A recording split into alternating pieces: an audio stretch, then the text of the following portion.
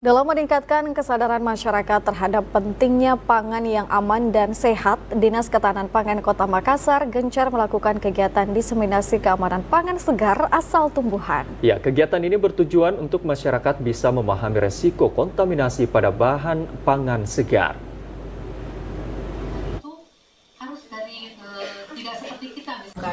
Dinas Ketahanan Pangan Kota Makassar terus berupaya dalam menjamin keamanan dan mutu pangan segar yang dikonsumsi masyarakat, khususnya di pelayanan gizi dan tim pengawas. Melalui kegiatan desiminasi keamanan pangan segar asal tumbuhan kabupaten kota, Dinas Ketahanan Pangan Kota Makassar menghadirkan 2 orang narasumber dari Dinas Ketahanan Pangan Provinsi Sulawesi Selatan untuk memperkuat literasi pangan di kalangan masyarakat.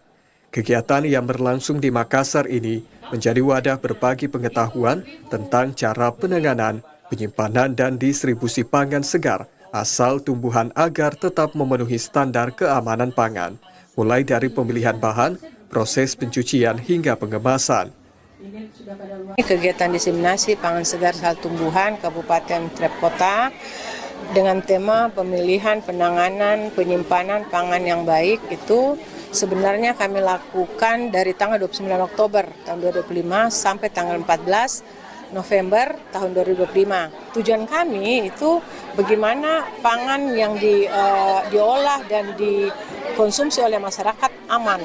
Dengan kegiatan ini masyarakat bisa memilah mana pangan yang baik untuk dikonsumsi, mana yang tidak. Dan mereka sudah tahu ciri-cirinya kalau ada bahan kimianya ini enggak, mengandung boraks enggak, atau mengandung pestisida seperti apa. Jadi mereka sudah paham dan sudah tahu. Karena kalau kita berharap dari pedagang juga yang menjaga itu agak sulit ya.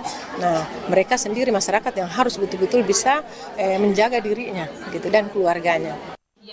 Dengan adanya kegiatan ini, masyarakat sadar bahwa keamanan pangan segar asal tumbuhan bukan hanya persoalan teknis, namun juga bagian dari gaya hidup sehat dan tanggung jawab bersama untuk menjaga kesehatan keluarga.